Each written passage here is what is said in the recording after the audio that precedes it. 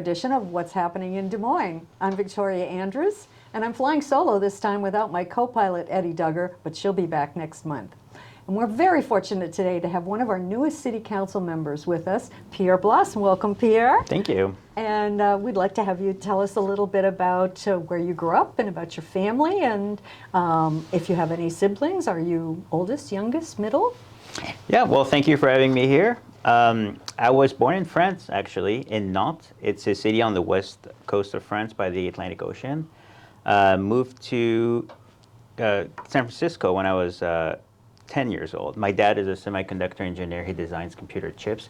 And going from France to the Silicon Valley was the place to be in the world for him professionally. And so we moved the entire family down there. We're 5 kids at the time, 2 parents, 5 cats, and a dog through the airport. I remember we were running late at the airport too, so we were rushing with all our suitcases and all the cat carriers and everything. But we made it to the flight and got to California, and we stayed there. 2 more siblings were born, so that makes 7 of us. I got 3 brothers, 3 sisters. I'm the middle child, the 3rd oldest. So I got older brother, older sister, and then me. And then the younger after that. We're all about 2 to 3 years separated. Must have been hard coming from France to, did you all speak English at the time? We did not speak English, no. Well, my parents did, the kids did not. And that was really difficult. Coming in the country, everything's new. You leave your friends, you leave your school, you leave your house. You get to a new place and you get to a new school, you don't know anyone, but you don't even speak the language. And so you get there and the teacher's speaking and don't know what's going on, and say something, everyone gets up, and am I supposed to get up too? And luckily for me in my classroom, I had a child that kind of spoke French, and so he would sort of help me with my siblings to not have that. But luckily for us, my parents saw how hard it was for us, and so they saw that it was a French school in San Francisco, and we're able to enroll there and go there within 2 weeks. So we only had to be in the American school for 2 weeks, but that was difficult. But once we got in the French school, everything's in French, and then we have ESL classes where they teach English at a slower pace, and that's how I learned to speak English after a while. But it was a tough transition at first, but I think it worked out. I'm glad we made the move to the U.S. And has everybody stayed close? Is everybody still, did anybody else move up here? No one moved to Washington State. I got 3 siblings that are in California still, and the others moved back to France. I'm the only one that kind of moved around the U.S., moved to Iowa, then, Southern California, Iowa, now here, and no one's followed me here yet.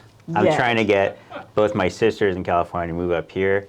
They're thinking about it. The Bay Area where they live in San Francisco, there's a lot of traffic and things are expensive, and I'm like, come here, and we have rain, so it's not all dry like it is in California. And you're sending them pictures of how lush and green and yeah, water. And actually, and whenever they come visit, that's the first thing they say, like, wow, it's so green in here, especially in the summer. In California, it's all dry and yellow and brown, and you come here, it's just verdant green. I moved here from Maine, and it was November, and I looked out my window and saw rhodies in bloom and called my mother and said, there's rhodies in bloom here. That's not right. It's beautiful. Yeah. I know that you're a husband and father, and what is it that you love most about that role? It's fulfilling. It's before I was a father, sometimes I wonder what's my place in the world, what am I supposed to do? And I don't have this issue anymore because I'm so busy with the 2 kids. I always know what I'm going to do next because there's always something to do. And it's fulfilling to see them grow up. My youngest is going to turn a year old in the end of March. And everything he sees is just, for the first time, it's just so curious and exciting for him. He's not jaded about the world, every little thing. It's the first time he's seen it in his life. And it's just a lot of joy to see that. The picture that you sent of him with the aquarium was just priceless, just very magical. Oh, he looks enthralled. Oh, yeah. He loves fishes. He loves going to the aquarium. We got a membership of the Seattle Aquarium and the Tacoma Zoo and Aquarium, so we can do 2 different kind of aquariums, and he'll just sit there and look, just like in the pictures. Have you been down to the Mast Center? Oh, yeah, we go there a lot, too. That's, when it's open on Saturdays. It's great. It's really close by, and it's I really like that place. And what's your other boy into? So Remy is 8 years old. He's third grade at North Elementary. He's got tons of energy. Wakes up in the morning, a lot of energy. Goes to bed with a lot of energy, and so we got to find stuff to burn off that energy. That's what he likes to do. So we'll go if the weather's nice. We're often at the marina. He likes going at low tide, pick up those big rocks. Under the rocks, those little crabs crawling around. He'll pick 'em up in his hands. He likes going on bike rides with me or kayak rides when it's nice in the summer.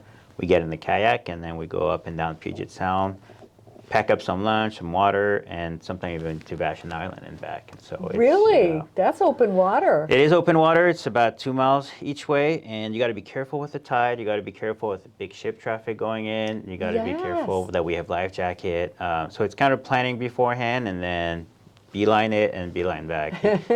You got to go as the tide is shifting, so there's not much tide as I try to do that, and still you're going to be pushed by the tide. So you got to plan where you got to offset where you're trying to go to actually make it as you're going to be pushed. But it is fun to do that. Yeah, we like to do it.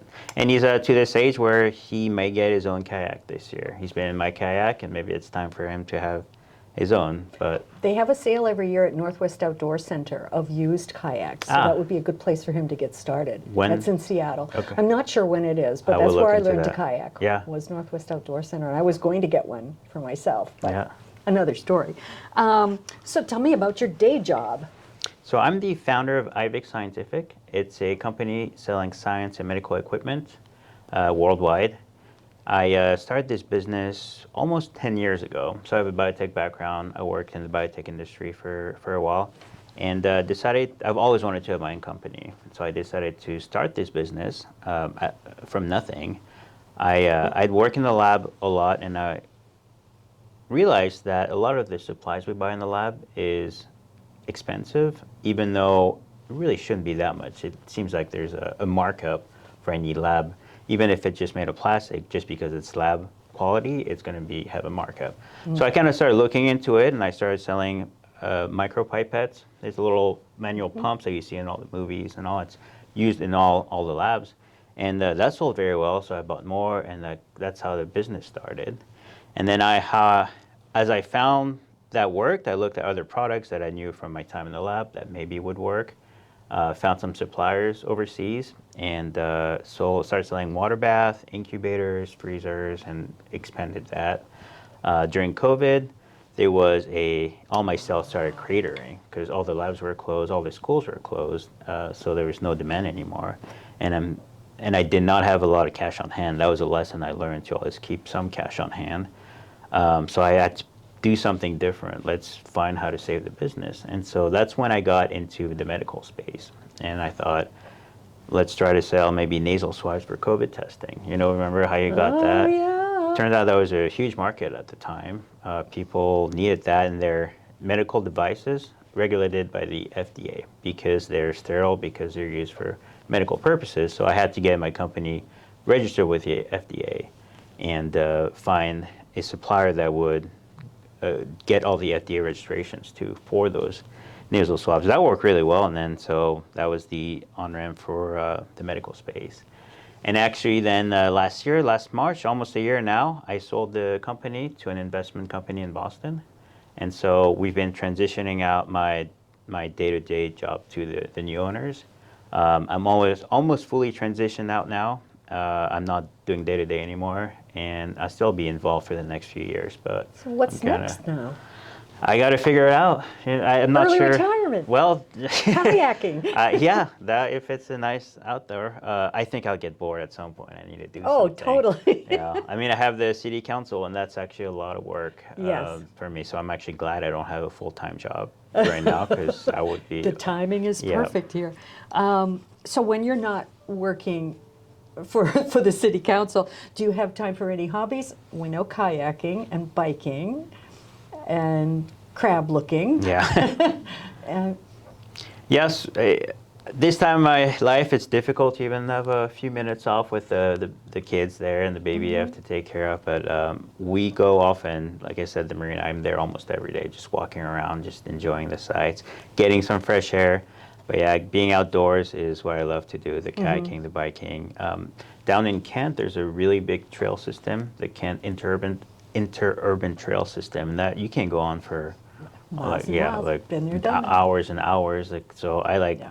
sometimes just to be by myself and just go on for the whole day. And some just- wonderful parks, both here Yeah. and in Kent Yeah, as well. and I wish there was connection between our parks and that Kent interurban trail, but there isn't. And so I have to drive there to go, and I wish No. I could Yeah, bike there. They're working on the conduit, the east-west Yeah. conduit. It's going to be a while, but. Yeah. What led you to become involved in the city and how it's run? Yeah, so I was, we moved here in 2019, and I've moved all over the place. From France, moved to California, then Southern California, I went to Iowa, and then came here, and wasn't sure if I wanted to live there or stay there, but we immediately loved it. We live not far from here. We were really close to the water. It's just beautiful, kind of quiet city. And then we bought a house a couple years ago, and we bought a house. We're going to put our roots down. We have our kids. That's where I want my kids to grow up, and let's make sure this is a good city for them. I noticed no one on the council had young kids. No one thinking of running for council had young kids, and I wanted to be the voice for these young families. There's actually a quarter of the population of Des Moines is under 18, which is not, especially walking here in Wesley, you think about much, but it's actually a pretty young city, and we need to make sure that we're attractive to these young families. I was 'Cause- very excited that you got elected because you are the voice of young families, and Thank you. It's an underserved population It is. because they're so busy, Yeah, and you know that from firsthand. I do know that. You recently experienced your first council retreat. Yep. And a lengthy discussion around the city's strategic plan. What were your takeaways from that? And do you think the plan will help the council prioritize economic development and financial stability? Well, yeah, and you were there, Victoria. I think you were the only person in the public that Nobody came came to. in the afternoon? No, you were the only person that it was open to the public, but you were the only one that came. So I thank don't you think for. people knew that it was open to the public. No? And I don't know, one of the council members told me it was. So I thought, well, I'll just make my walk down that way. And I believe any meeting we have has to be open to the public. I think that's what they said. Yeah. But I think in the future, we need to make that, an invitation to the public because we want to know how those discussions are going. So, Yep. so by the end of the day, how did it work for you? So what's really good, well, I really like the retreat. For one thing, I'm new to the council. I've only been there for 2 months. I don't really know the dynamics. I don't know the people very well. Just sitting in a room for 2 days, all day long, well, one day all day long and the other 3 hours, you get closer with the people. You kind of understand how they work and who they are and what they care about. We talk about their strategic plan, and I think that's extremely important for this city. We have a lot of financial issues. We don't have enough money for everything, so we got to prioritize.